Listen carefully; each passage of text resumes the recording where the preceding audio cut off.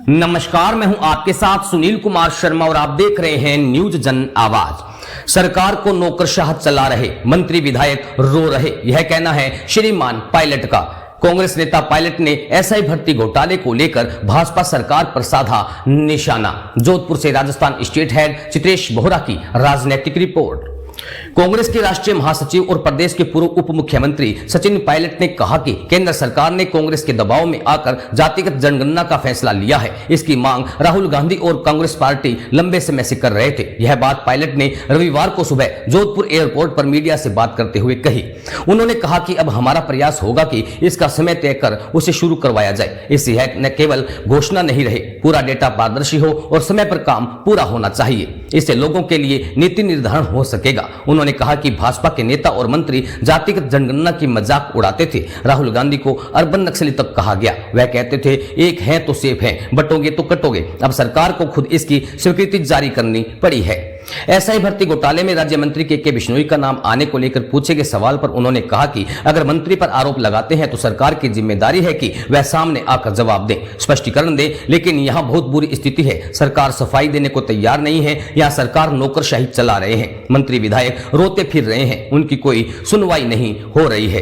नेतृत्व कौन कर रहा है, सरकार कौन चला रहा है, यह सब कार्यशैली जनता देख रही है। उन्होंने कहा कि 1.25 साल हो गया है सरकार को, पहला 1 साल काफी महत्वपूर्ण होता है, जनता को दिशा मिलती है सरकार के कामों की। लेकिन यहां सत्ता के इतने केंद्र हो रखे हैं, कुछ पता नहीं चल रहा है। ऐसा ही भर्ती घोटाले में कमेटी सिफारिश कर चुकी है, भर्ती रद्द होनी चाहिए, कोर्ट कह रही है, लेकिन सरकार की न जाने क्या मजबूरी है जिसके चलते इसे रद्द नहीं कर रहे हैं। उन्होंने कहा कि वो खुद आरपीएससी को भंग करने की मांग रख चुके हैं क्योंकि यहां पारदर्शिता नहीं है। पायलट ने कहा कि यूपीए सरकार में सोनिया गांधी के निर्देश पर मंत्री नैतिकता के आधार पर इस्तीफा देते थे। बंसल जी हो या शशि थरूर, कॉमनवेल्थ गेम्स में कोर्ट ने आरोप खारिज किए, फिर भी इस्तीफे दिए। लेकिन इस सरकार में एसआई भर्ती पर मंत्री पर आरोप है, कोई जवाब नहीं। सरकार के दबाव में काम कर रही ईडी।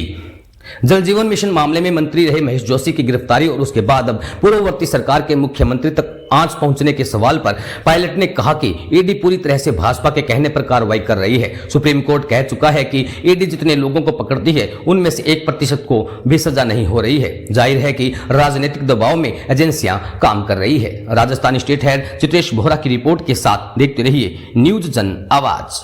इसमें गड़बड़ी का सबसे पहले तो जो भर्तियों में गड़बड़ी हुई है इसके तमाम सबूत सामने आए हैं। और जब से नई सरकार बनी है, भाजपा जब विपक्ष में थी बहुत सारे वादे करती थी और मैंने खुद कई बार बात को उठाया कि जो आरपीएससी है उसका एक पूरा मूलचूल उसका पुनर्गठन होना चाहिए। तमाम तरह के आरोप लग रहे हैं, लोग जेलों में बंद हैं, उसका संचालन करने का जो तरीका है वो पारदर्शी रहा नहीं। वो एग्जाम्स के पेपर लीक होना, नौकरियों में धांधलीबाजी होना,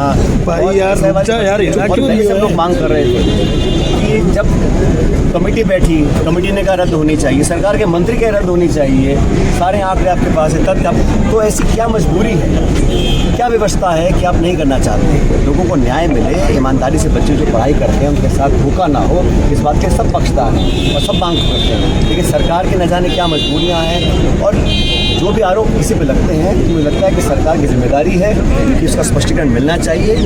आपको याद होगा जब हमारी सरकार केंद्र में थी, यूपीए सरकार थी, तो किसी मंत्री पे अगर आरोप भी लगता था तो सोनिया गांधी जी एक नैतिकता के आधार पर लोगों को इस्तीफा देते थे, चाहे वो बंसल जी हों, चाहे शशि थरूर जी हों या बाकी लोग हों। और अब कोर्ट के निर्णय जो सामने आ रहे हैं, कॉमनवेल्थ गेम्स पर आरोप लगाया था, CWG घोटाला कहा गया था, कथित घोटाला, कोर्ट ने कहा कि ये मामला चलान करने लायक ही नहीं है, सिरे से खारिज करते हैं। लेकिन बावजूद उसके कांग्रेस के नेतृत्व की नैतिकता थी कि अपने मंत्रियों को पाक साफ दिखना भी चाहिए और उठता था पहले इस्तीफा लेते थे फिर जांच कराते थे। ये जो सरकार यहाँ आरोप लग रहे हैं और कोई सफाई देने को तैयार नहीं है, जनता भी सब देख रही है कि क्या कार्यशैली है। और मुझे दुर्भाग्य से कहना पड़ रहा है प्रदेश में जो सरकार चल रही है ये सिर्फ नौकरशाह को चला रहे हैं और जो सरकार के भी मंत्री और विधायक हैं वो भी रोते फिर उनकी कुछ सुन नहीं रहा। तो कौन चला रहा है, कौन नेतृत्व कर रहा है, कैसे इसका संचालन हो रहा है, इतने सत्ता के केंद्र बन चुके हैं, आपस में इतना खिंचाव चल रहा है, समझ में नहीं आ रहा। और मैं तो समझता हूँ कि 1.25 साल कम नहीं होता, शुरू का साल होता है बहुत महत्वपूर्ण होता है, उसमें जनता को दिशा मिलती है सरकार को। यहाँ तो जिन्होंने वादे किए थे, चाहे नौकरी हो, भर्ती हो, पेपर लीक हो, आरपीएससी हो, करप्शन हो,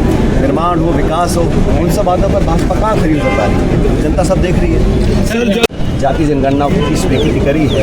हम सब जानते हैं सालों से कांग्रेस पार्टी और राहुल गांधी इस बात को करते आए और हमने अपनी कार्य समिति के रेजोल्यूशन में कहा है, हमने प्रस्ताव पारित किया है कि ये जो जाति जनगणना है ये मात्र लोगों की जाति पूछने का सवाल नहीं होना चाहिए। आप एक कॉलम जोड़ दें और जातियों के संख्या बल इकट्ठा करें, वो हमारा उद्देश्य नहीं है। हमारा उद्देश्य है कि पूरे देश में लोग जिस स्थिति में रह रहे हैं उनकी शैक्षिक आर्थिक क्या परिस्थितियाँ हैं, सरकार का कितना लाभ उनको मिल पा रहा है, नहीं मिल पा रहा है, भागीदारी क्या है, उनके परिवार वो लोग किस हालात में जीवन व्यतीत कर रहे हैं, उसका पूरा विश्लेषण और जो सवाल पूछे जाए, जो डाटा इकट्ठा किया जाए वो पारदर्शी हो और समयबद्ध तरीके से काम किया जाना चाहिए। प्रधानमंत्री जी ने कहा था, सरकार ने ऐलान किया महिला आरक्षण का, कब घोषणा करी कब लागू होगा, लेकिन ये जनगणना जो है ये समय सीमा तय कर होनी चाहिए।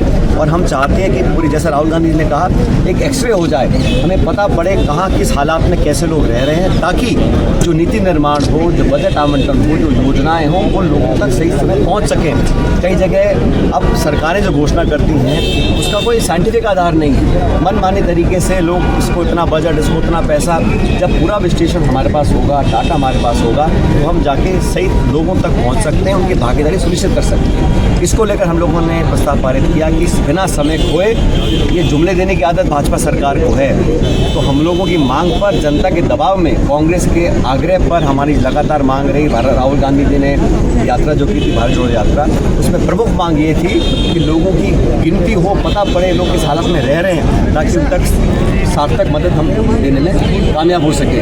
हमने 2 प्रस्ताव पारित किए थे। मैं उम्मीद करता हूं कि भारत सरकार ये जो जनगणना है, और मुझे आश्चर्य होता है साथियों, भाजपा के तमाम नेता, कार्यकर्ता, मंत्री, मुख्यमंत्री मजाक उड़ाते थे। कांग्रेस के नेताओं को, राहुल जी को अर्बन नक्सल बोलते थे जब हम जातीय जनगणना की बात करते थे। क्या भाषण देते थे वो? एक है तो सेफ है, बटोगे तो कटोगे, और मंत्री और सारे लोग कहते थे ये कांग्रेस की जो मांग है ये व्यवहारिक नहीं है, इससे नुकसान बहुत देश को होगा।